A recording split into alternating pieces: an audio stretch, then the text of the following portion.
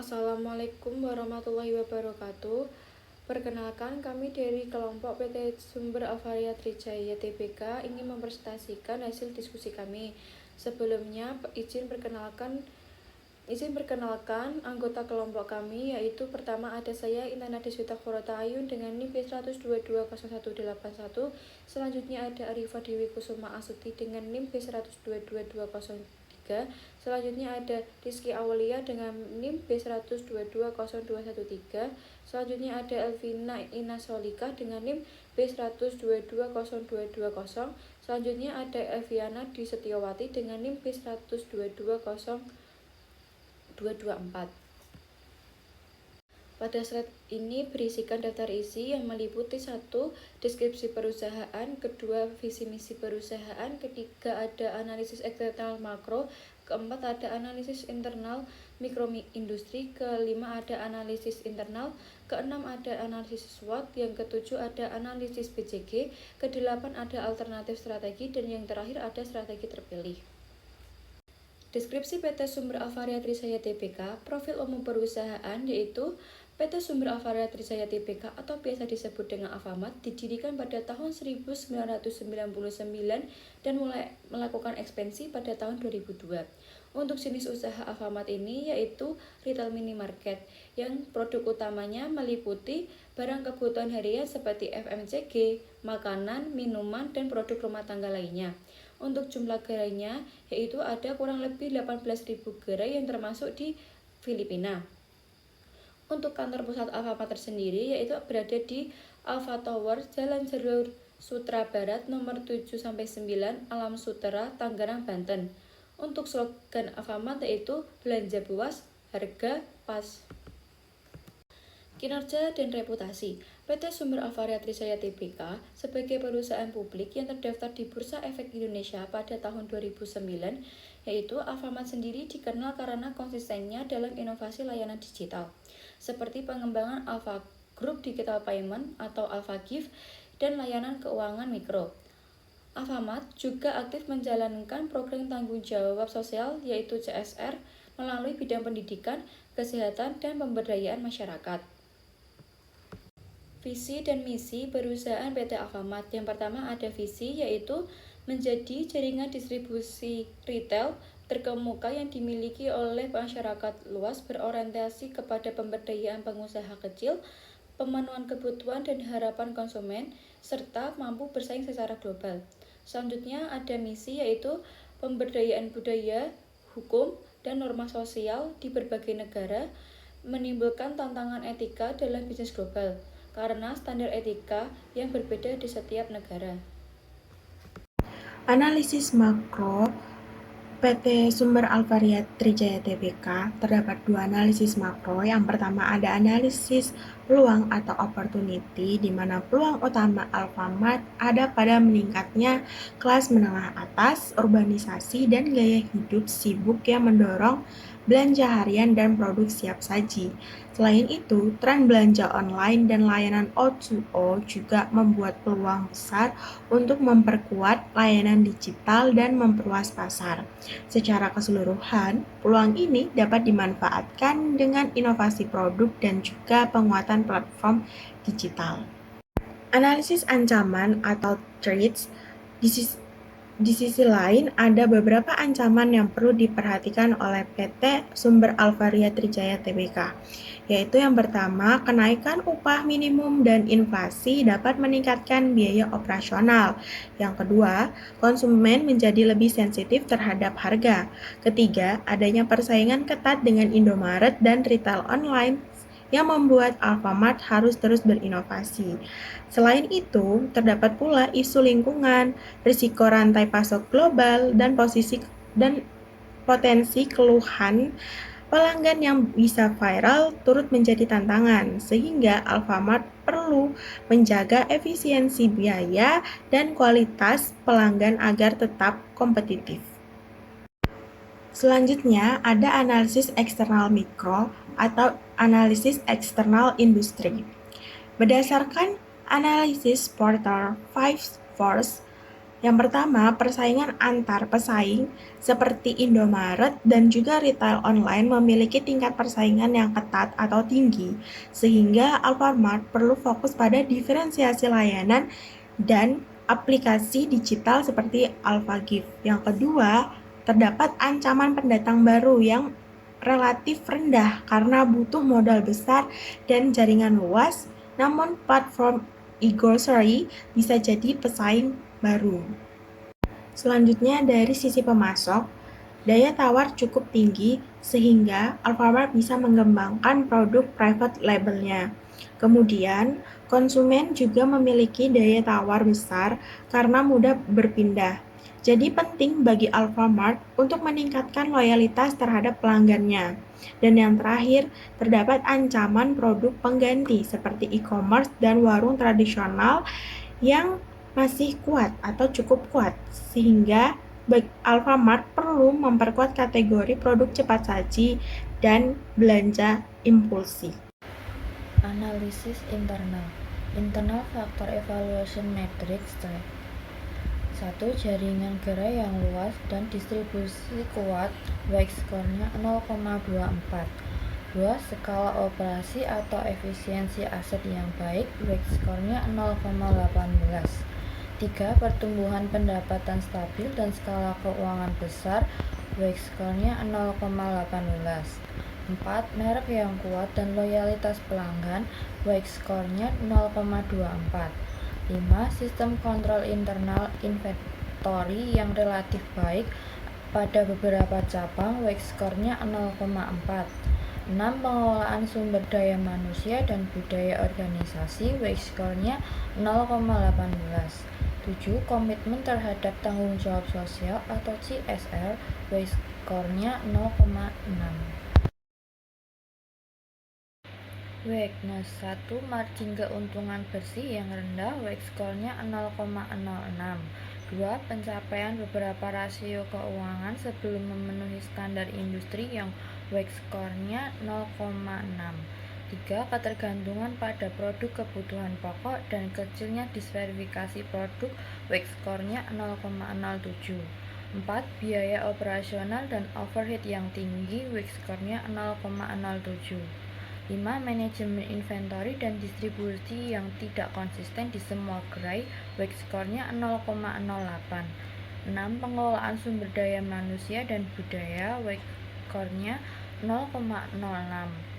Jadi, total weak score untuk internal factor evaluation metric adalah 2,42. Analisis SWOT. Strength atau kekuatan, jaringan retail terbesar di Indonesia dengan lebih dari 18.000 gerai. 2. Brand awareness yang kuat, mudah diingat oleh konsumen. 3. Lokasi toko strategis yang tersebar di seluruh Indonesia. 4.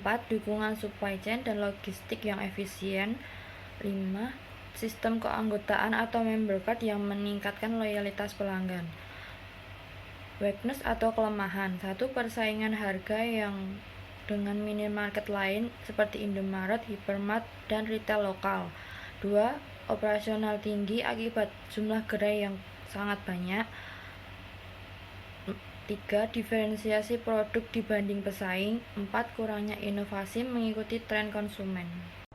Analisis SWOT. Dari sisi opportunities atau peluang, perusahaan memiliki prospek besar karena yang pertama, adanya pertumbuhan e-commerce dan konsep omnichannel retail yang semakin luas. Kedua, tren masyarakat yang lebih menyukai convenience store dibandingkan pasar tradisional. Yang ketiga, masih terbuka potensi ekspansi ke daerah terpencil maupun luar negeri.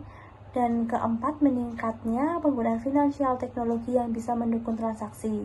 Sementara dari sisi threats atau ancaman, ada beberapa hal yang perlu diwaspadai.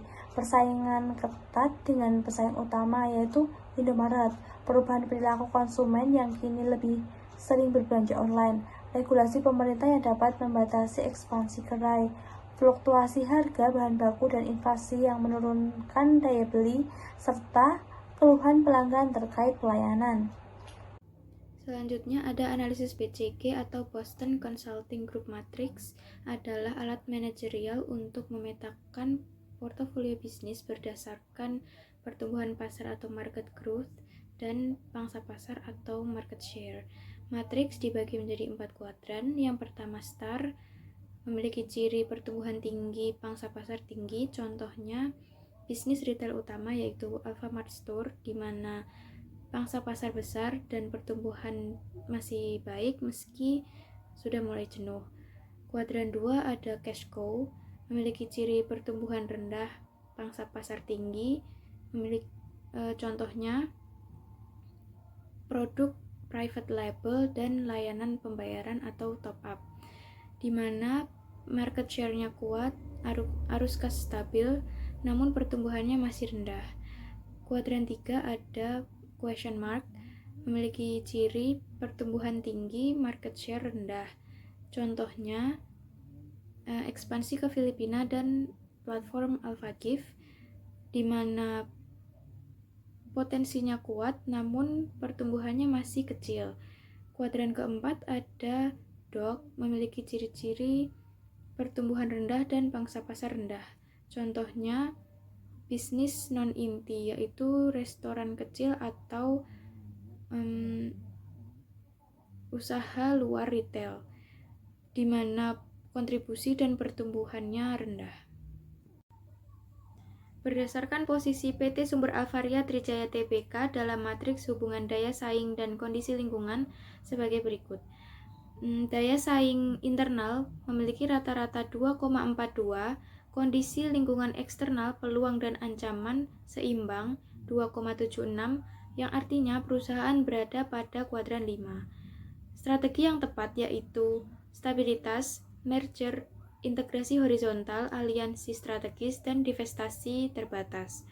Fokus utama Alfamart adalah mempertahankan pertumbuhan stabil dengan meningkatkan efisiensi operasional, memperluas jaringan pasar, menjalin kemitraan strategis, serta mengoptimalkan bisnis inti retail modern. Selanjutnya ada alternatif strategi dalam matriks daya saing dan kondisi lingkungan.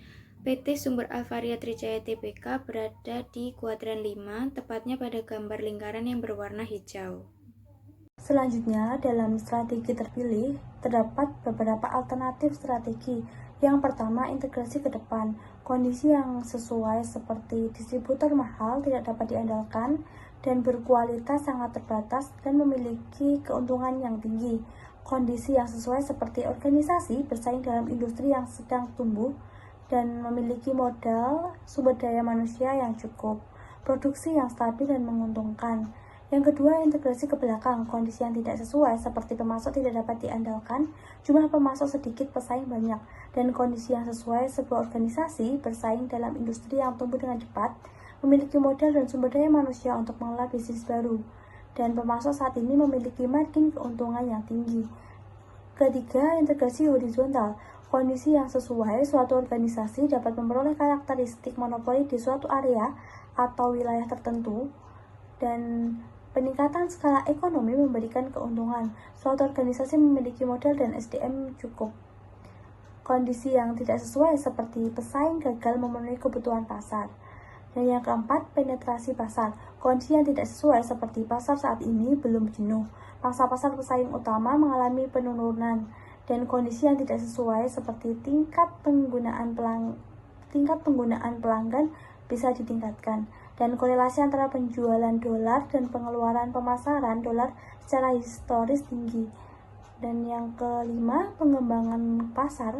Kondisi yang sesuai seperti saluran distribusi baru tersedia, suatu organisasi berhasil dalam apa yang dilakukan, dan kondisi yang tidak sesuai, suatu organisasi memiliki kelebihan kapasitas produksi, pasar lama belum optimal. Yang keenam, pengembangan produk. Kondisi yang sesuai seperti sebuah organisasi memiliki produk yang sukses di pasar dan bersaing dalam industri yang ditandai dengan pertumbuhan yang cepat. Kondisi yang tidak sesuai seperti suatu organisasi memiliki kemampuan penelitian dan pengembangan yang sangat kuat. Yang ketujuh, diversifikasi terkait.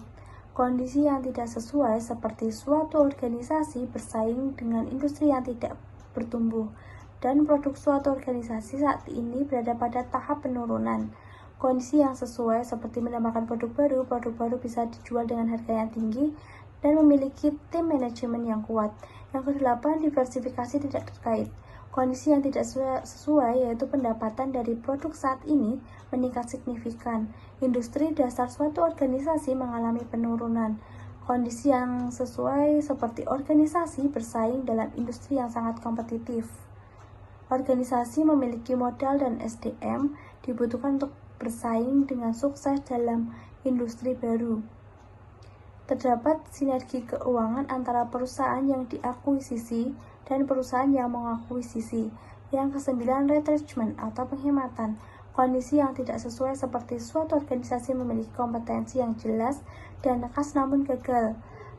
Organisasi paling lemah dalam suatu industri, profitabilitas rendah, dan kondisi yang sesuai seperti organisasi telah tumbuh begitu besar dan cepat.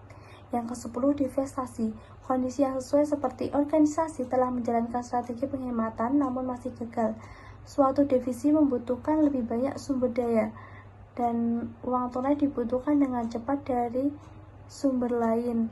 Yang ke-11, kondisi yang sesuai seperti suatu organisasi telah menjalankan strategi penghematan dan strategi divestasi dan keduanya tidak berhasil. Memegang saham suatu perusahaan dapat menimbulkan kerugian.